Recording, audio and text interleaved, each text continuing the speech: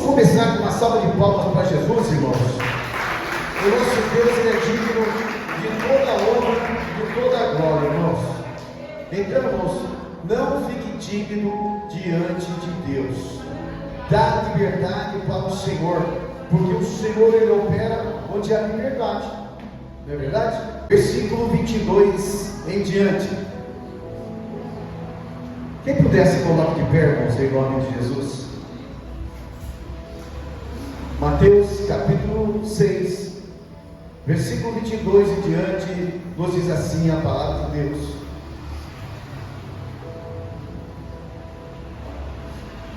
A candeia do corpo são os olhos, de sorte que os seus olhos forem bons, todo o seu corpo terá luz. Se porém os seus olhos forem maus, o teu corpo será tenebroso. Se portanto a luz que em ti há são trevas, quão grandes serão as trevas. Ninguém pode servir a dois senhores, porque o há de odiar um e amar o outro, ou se dedicará a um e desprezará o outro. Não podeis servir a Deus e a Mamon. Por isso vos digo, não andeis cuidadosos quanto à vossa vida, pelo que haveis de comer ou pelo que haveis de beber, nem quanto ao vosso corpo pelo que haveis de vestir. Não é a vida mais do que o mantimento, e o corpo mais do que o vestido?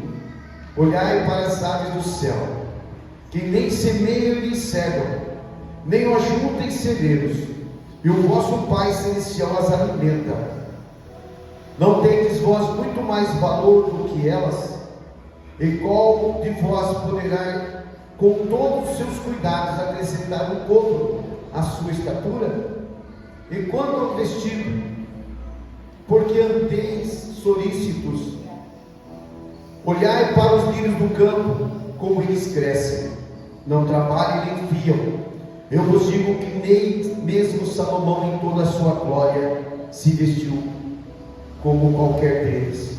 Pois se Deus assim veste a erva do campo, que hoje existe e amanhã é lançado no forno, não vos vestirá muito mais a vós, homens de pequena fé? Não andeis, pois, inquietos, dizendo: que comeremos, ou que beberemos, ou com que vestiremos?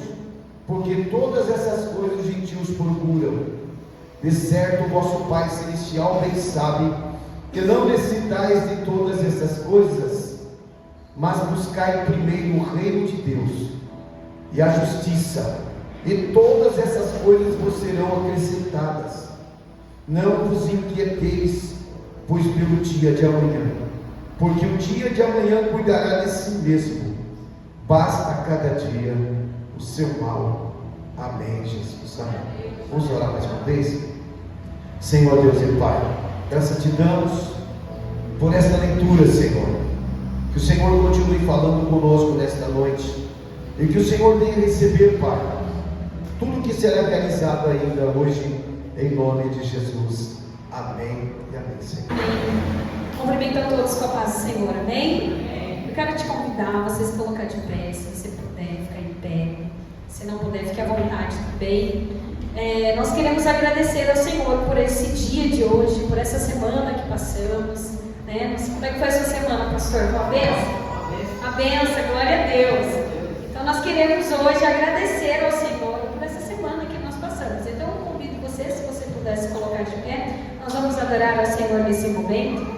Nós vamos chamá-lo para estar mais perto de nós através das canções, que nós possamos acessar, né, o Senhor através de todas as canções que nós vamos falar. Então, Espírito Santo de Deus, nós te convidamos neste momento. Nós pedimos que o Senhor fale conosco, que o Senhor venha alegrar os nossos corações. Como é bom, Jesus, estar em tua casa. Obrigada pela minha semana que eu passei. Obrigada por todos os desafios que eu venci. Obrigada por estar em tua casa. E a minha semana não poderia encerrar melhor do que estar em tua presença. Então nós te louvamos, nós te adoramos, nós agradecemos ao teu santo nome, Pai, porque até aqui o Senhor tem nos sustentado. Obrigada, Jesus.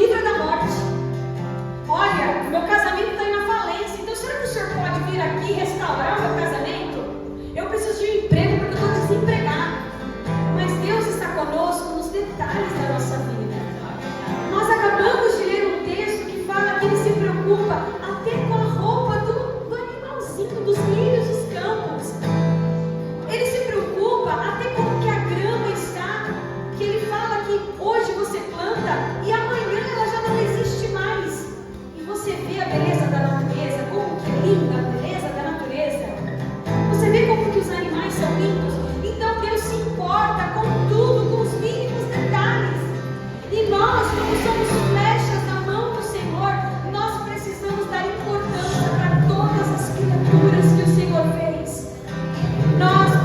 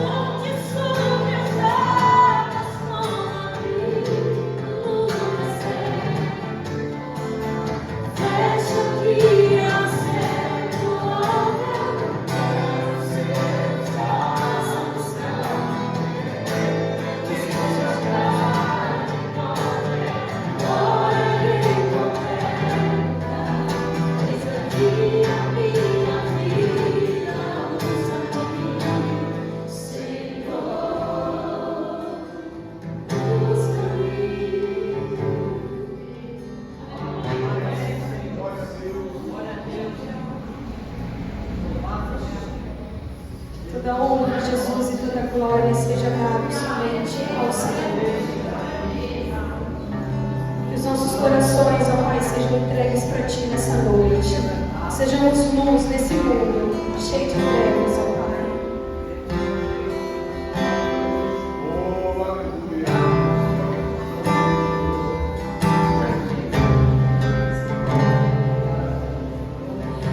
Existe um Rei, Senhor, que foi do teu grande amor.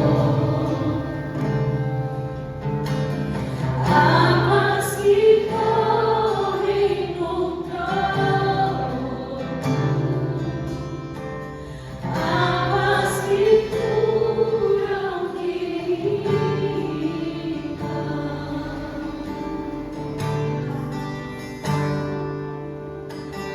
Por onde o rio passar,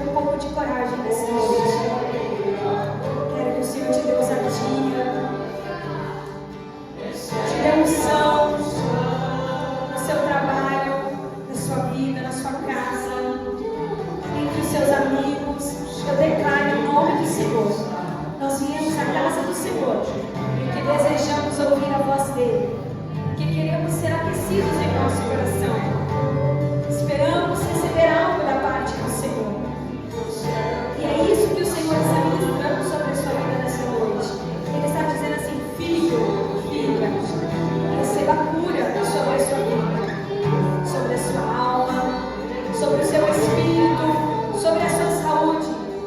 Receba a unção que eu coloco sobre a sua vida, para que através de você, você seja luz e testemunho, que através da sua vida, muitas outras vidas encontrem refúgio em você.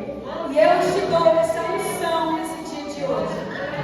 Eu te dou ousadia, porque com Cristo nós somos ousados, nós somos vitoriosos em nome do Senhor. E se você acredita nessas palavras, você vai declarar: eu recebo em nome do Senhor, eu recebo em nome do Senhor. Em nome do Senhor nós recebemos ousadia, coragem, unção. Em nome do Senhor nós vamos multiplicar. É um, é dois, é três. Nós vamos multiplicar. Nós seremos bênção na vida das pessoas. Nós seremos bênção para os nossos pais. Nós seremos bênçãos para os nossos filhos, para os nossos irmãos. Nós seremos bênção para os nossos vizinhos. Nós seremos bênção para os nossos colegas de trabalho. Nós faremos a diferença onde nós estivermos. E não importa onde colocarmos a planta dos nossos pés, ali haverá graça, ali haverá alegria, ali haverá paz do Senhor. E as pessoas encontrarão em nós refúgio, esperança, vida eterna, porque Cristo tem para nos dar. Encontrarão alegria, porque neste mundo que jaz em trevas, nós temos a presença do Espírito Santo. Então eu declaro sobre a sua vida, eu declaro essa unção sendo derramada sobre você nessa noite. Eu declaro sobre a sua casa, sobre os filhos que você ainda não gerou e que você vai gerar. Eu declaro bênção, eu declaro livramento, eu declaro prosperidade. Esse mundo violento não chegará sobre a sua casa, esse mundo mal não chegará sobre a sua família, porque você e a sua casa servirão ao Senhor. E ao invés de tristeza, eu declaro alegria sobre a sua família. Ao invés de dúvidas, eu declaro certezas. Ao invés de fraqueza, eu declaro força, força para vencer todos os dias da sua vida, forças para dizer: eu confio no Senhor e eu recebo da parte dele a presença dele na minha vida. Então declaro sobre você, enquanto você canta declarando sobre a sua vida: eu recebo em nome de Jesus, eu recebo em nome de Jesus, eu recebo sobre a minha casa, eu recebo sobre a minha vida. Eu quero essa mudança, eu quero essa presença, eu quero essa alegria, eu quero transmitir para as pessoas. Eu quero que todos vejam em mim o teu Espírito Santo. Em nome do Senhor, declaro: recebo, recebo a unção de ousadia, unção de conquista, unção de multiplicação. Eu recebo a cura, eu recebo a unção de ousadia, unção de conquista, unção de multiplicação. A igreja, eu recebo a cura, eu recebo a unção de ousadia, unção de conquista, unção de multiplicação. Mais uma vez, eu recebo a cura, eu recebo a unção de ousadia, unção de conquista, unção de multiplicação. Aleluia. Louvado seja o Senhor. Vamos colocar de pé, vamos orar. Hoje Deus vai usar uma jovem aqui, irmã Alessandra. Glória a Deus. É uma jovem que tem se dedicado na palavra de Deus, que Deus tem usado através da palavra.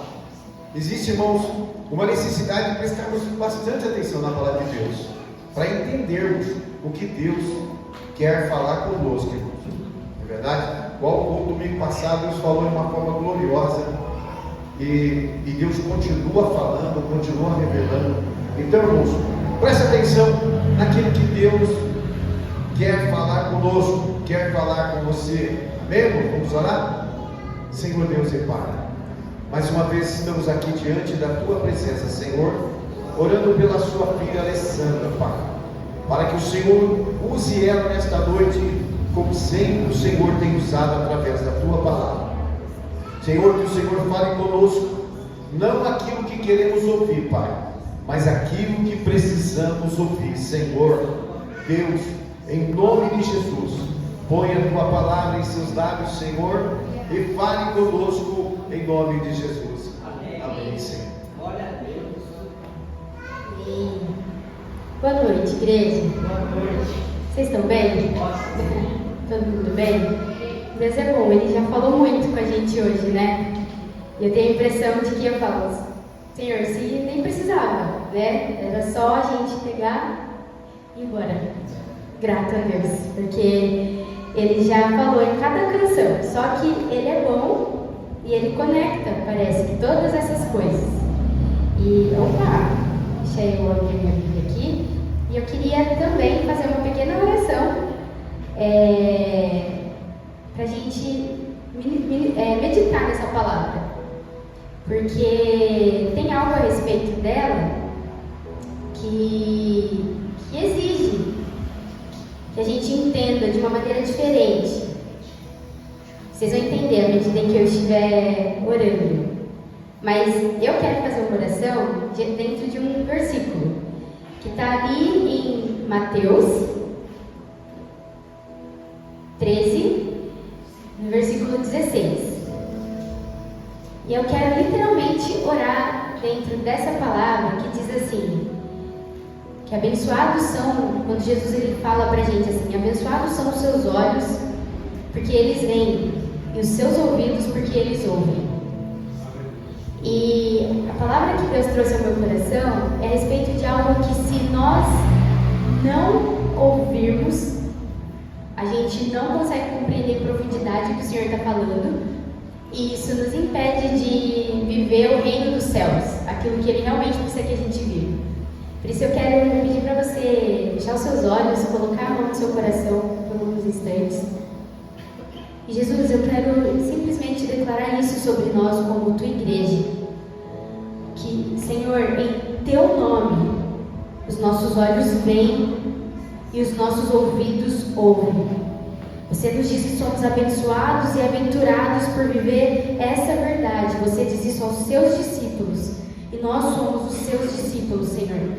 Por isso, nessa noite eu declaro, Pai, que os nossos olhos e os nossos corações, os nossos ouvidos sejam abençoados pelo Teu Santo Espírito, para que a gente ouça, para que a gente entenda e para que a gente veja aquilo que o Senhor está nos dizendo e nos ensinando em nome de Jesus, Pai. Amém. É o seguinte, Deus, quando eu estava parando assim para pensar sobre essa palavra, sobre o que Deus gostaria que eu trouxesse, essa palavra ficou reverberando assim no meu coração, ela ficou vindo à tona, né? E aí eu me lembrei de quando as pessoas que vão pregar costumam dizer assim, obrigada, Silene. Elas costumam dizer que quando nós pregamos, a gente prega para quem está nos ouvindo, mas também prega para nós mesmos.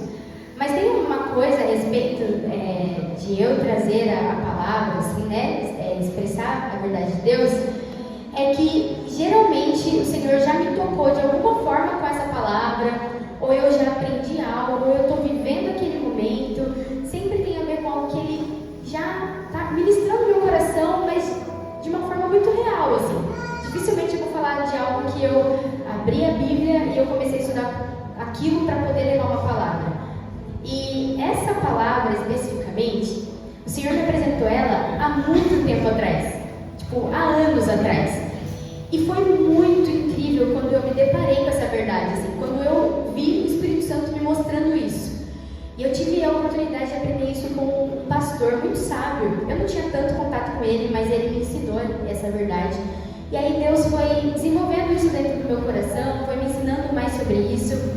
Só que essa palavra começou a vir muito na minha mente, no meu coração, quando eu pensava em nós como igreja. E eu comecei a me perguntar, falei, Espírito Santo, por que essa palavra está vindo? Por que eu estou pensando nisso, né?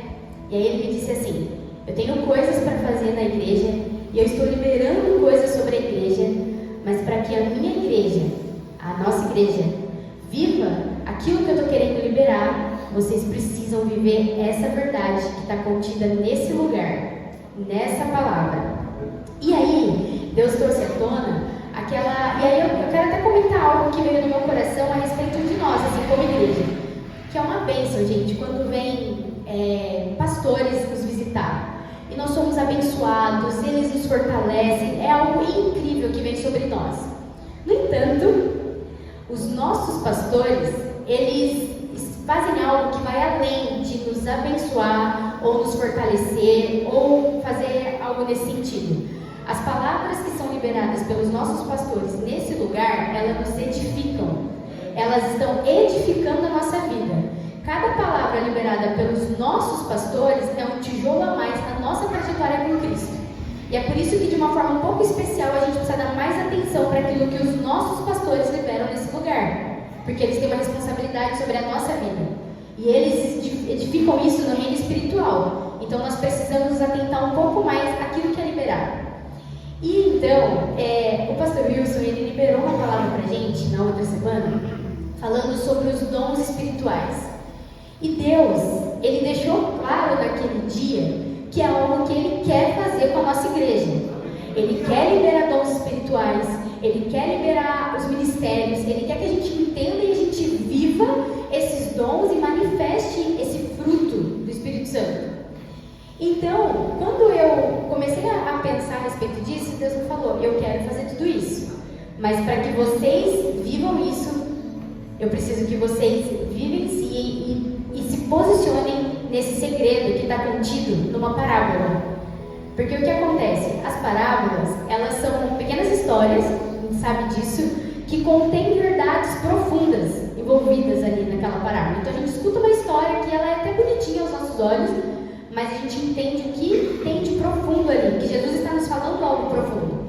Então o Senhor me fez lembrar de uma parábola que uma vez Ele me revelou um segredo. E é algo tão sério, gente, tão profundo, a gente entender o que está guardado dentro dessas parábolas, que Jesus, ele estava ali naquele momento contando as parábolas para os discípulos, especificamente a parábola do semeador. E aí, tá reverberando aí, né? E aí ele pega e começa a destrinchar essa parábola para os discípulos, e em um determinado momento eles vão e perguntam para Jesus, por que você nos fala e você fala para essas pessoas por meio de parábolas? Isso está ali em Mateus 13, no versículo, a partir do 10. E aí Jesus responde assim para os discípulos, porque a vocês é dado a conhecer os mistérios do reino do céu, mas a eles não é dado. Então, quando a gente olha para uma parábola e a gente não consegue descobrir a profundidade do que está escrito ali, é porque a gente precisa entender e se posicionar para ser um verdadeiro discípulo de Jesus, para ouvir o que ele está falando. Porque se a gente não entende esses mistérios que estão escondidos nessas parábolas, nós vamos deixar de viver várias verdades do reino de Deus.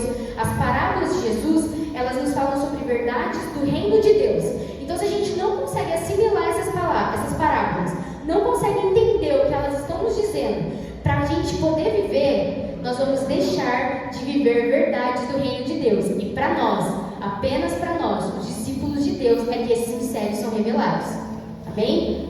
E nessa noite, o Senhor, Ele compartilhou uma vez um segredo comigo a respeito dessas parábolas, de uma dessas parábolas. E eu entendi que era o tempo de eu dividir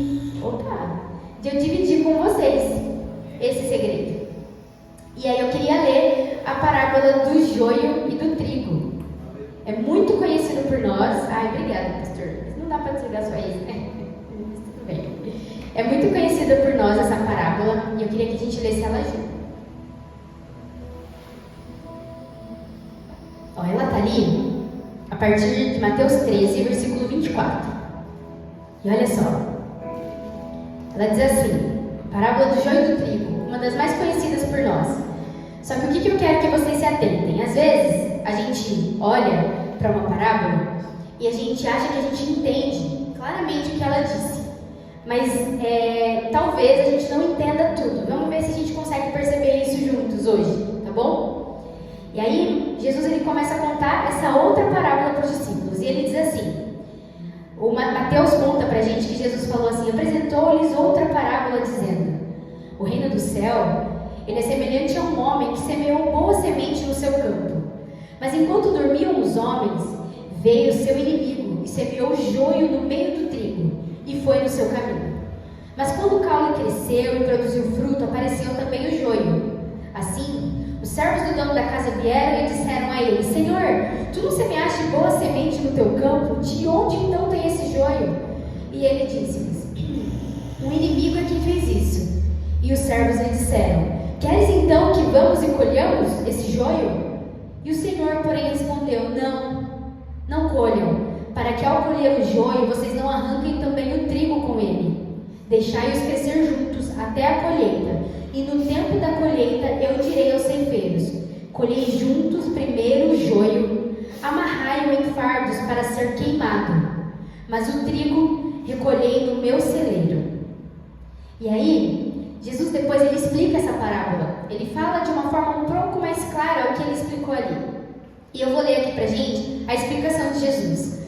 No entanto, quando Jesus está falando sobre essa parábola, quando ele começa a explicar, ele fala sobre cada elemento, o que significa cada parte. E aí ele fala assim, o campo é um mundo. Só que tem uma coisa que foi acontecendo no decorrer da história e existia o propósito original de Deus. A ideia de Deus é que o campo literalmente significasse o mundo, o joio significasse as pessoas do mundo e o trigo, os filhos de Deus, as pessoas que estão dentro da igreja. Só que acontece que o inimigo ele foi inteligente o suficiente e talvez os filhos de Deus não foram vigilantes o suficiente para que o inimigo conseguisse fazer com que a igreja fosse o campo. Então, muitas vezes, dentro da igreja, nós encontramos o trigo e nós encontramos o joio.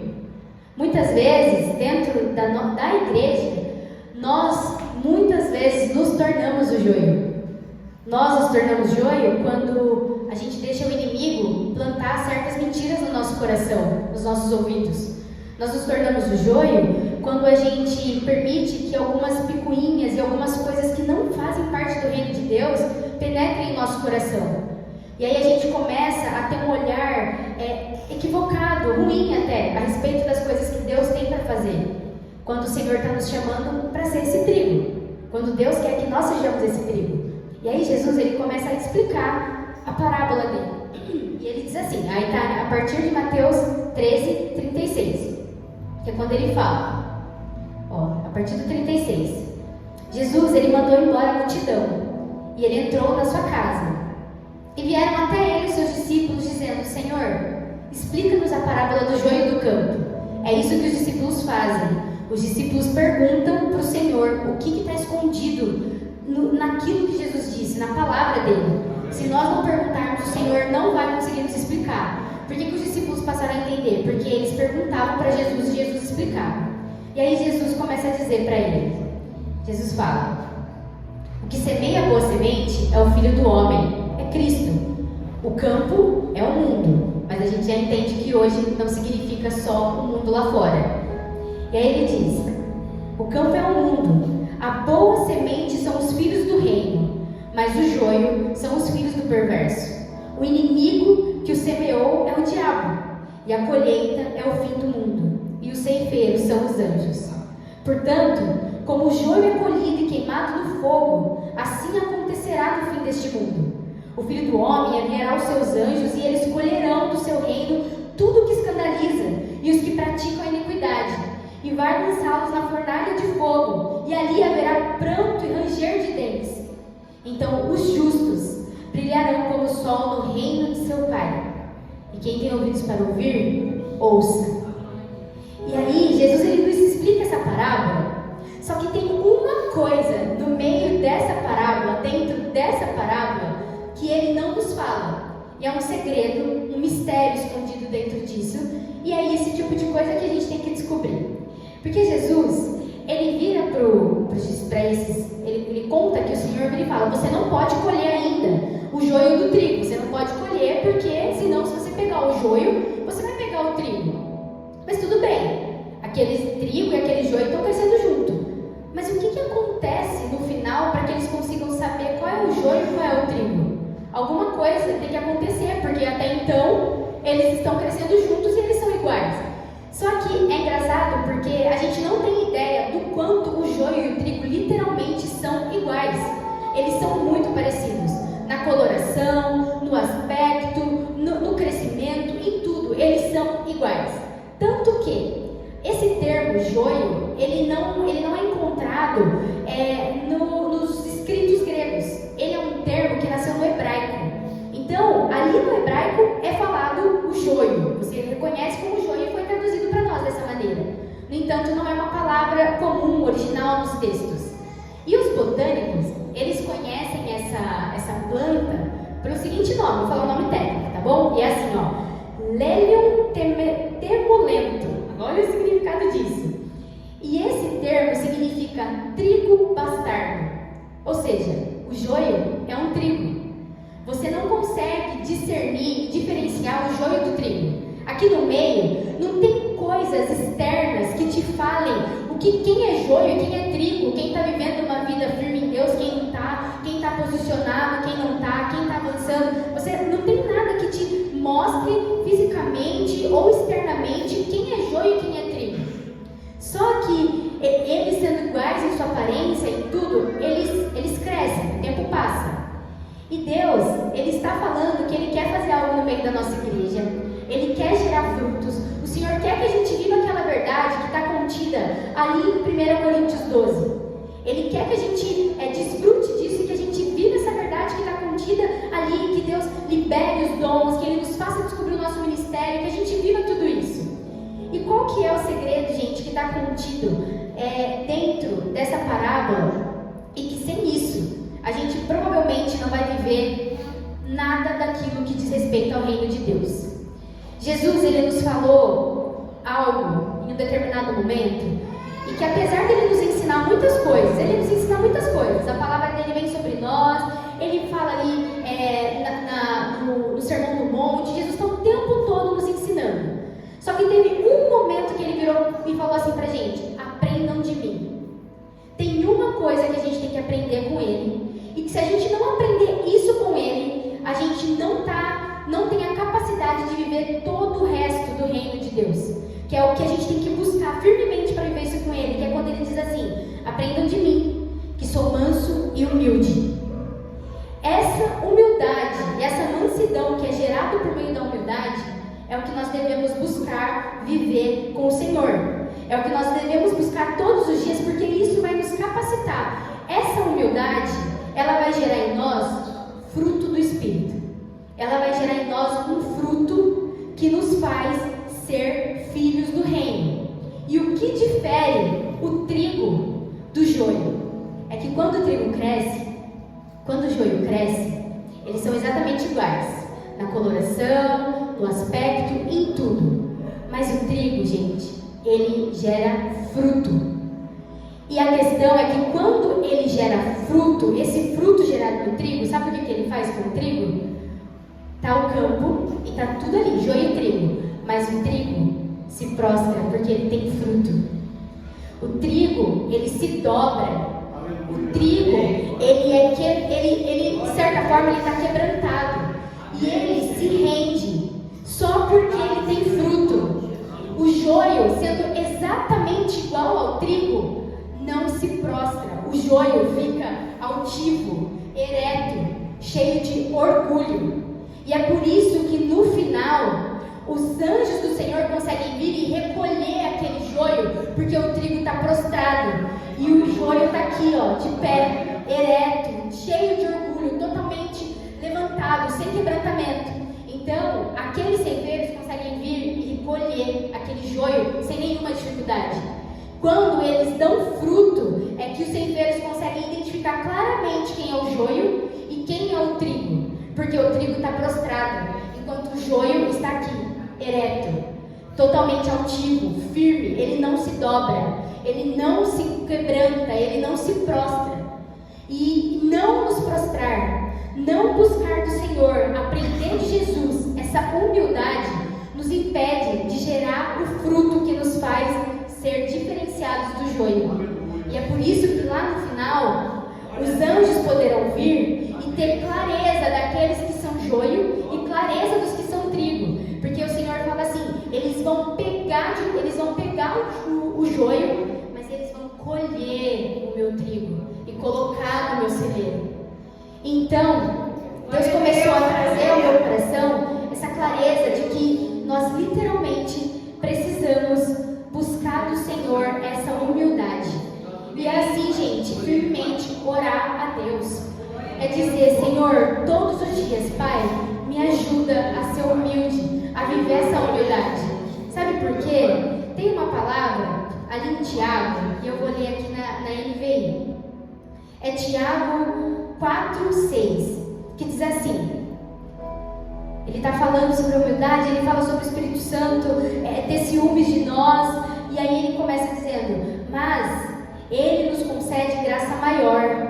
Por isso diz a Escritura, Deus se opõe aos orgulhosos, mas concede graça aos humildes.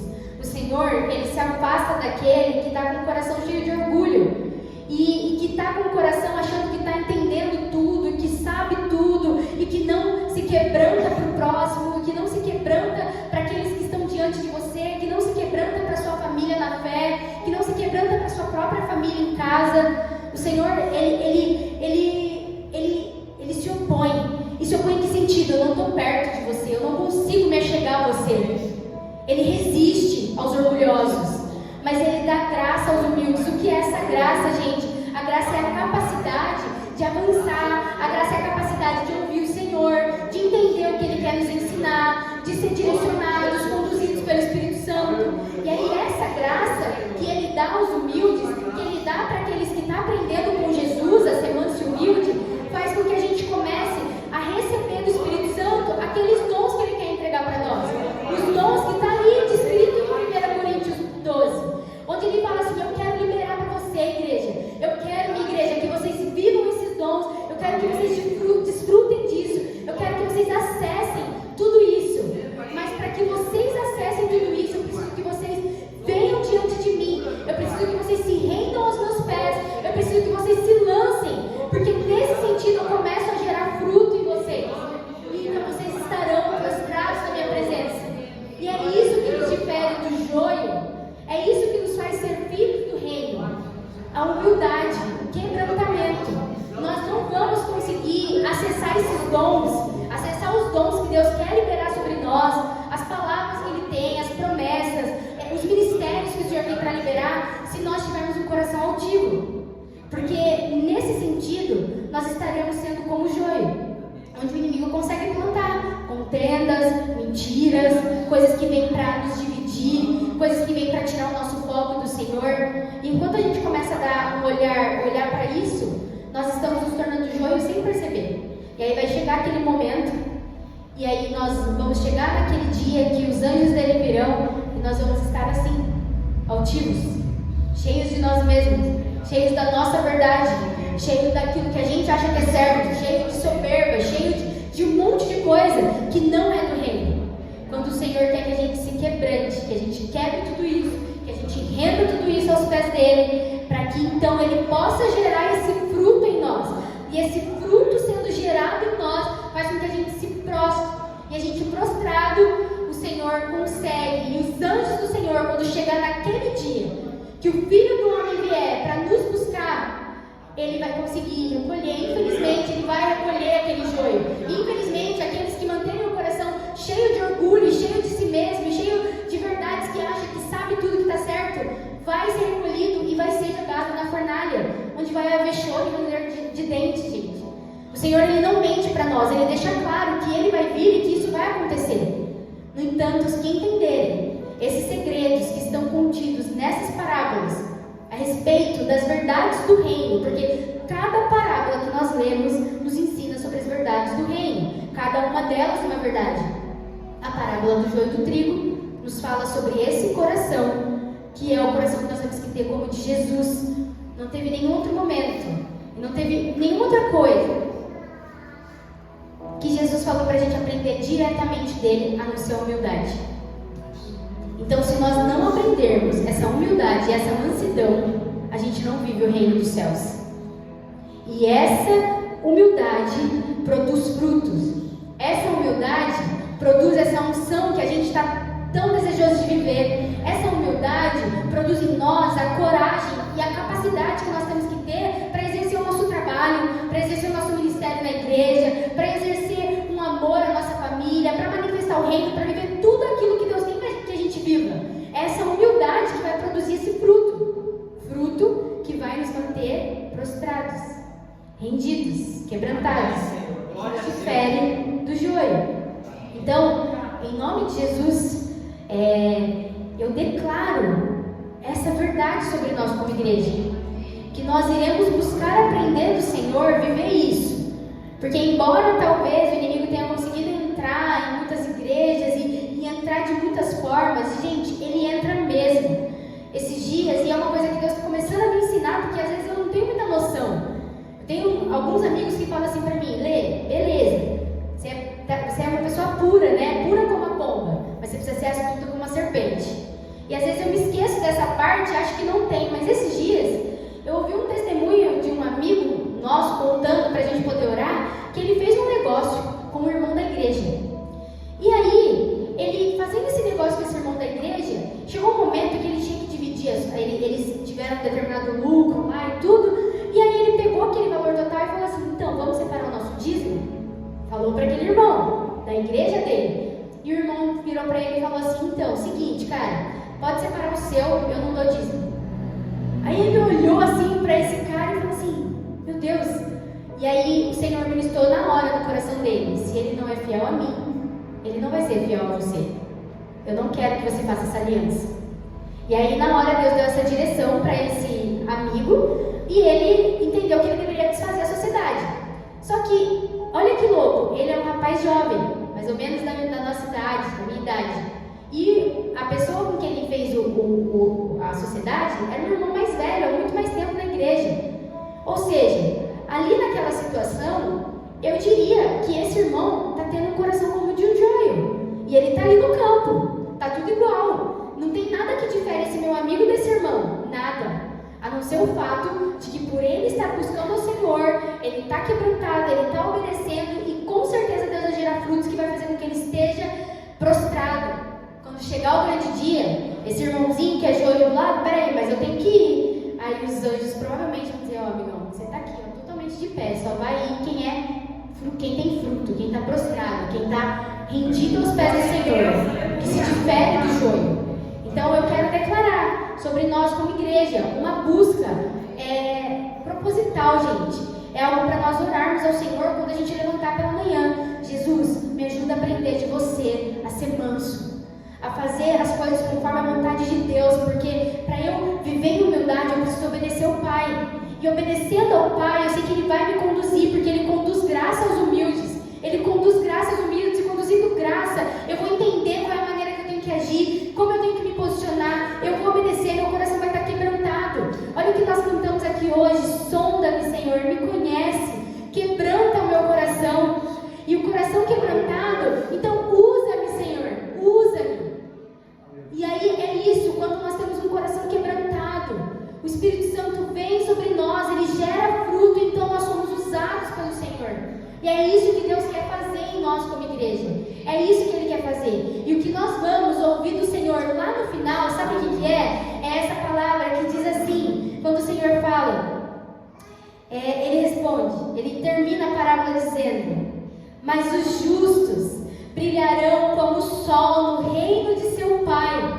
Nós brilharemos como o sol, porque nós seremos como os justos. O trigo, ele brilha, ele tem um cheiro bom, ele tem esse fruto, e nós seremos como o trigo, brilhando como o sol. E esses anjos virão e nos recolherão no celeiro, na casa do Pai, e nós iremos para o Senhor, porque os anjos conseguirão nos distinguir do joio, porque estaremos prostrados e rendidos em humildade diante do Senhor. Amém? Deus tem algo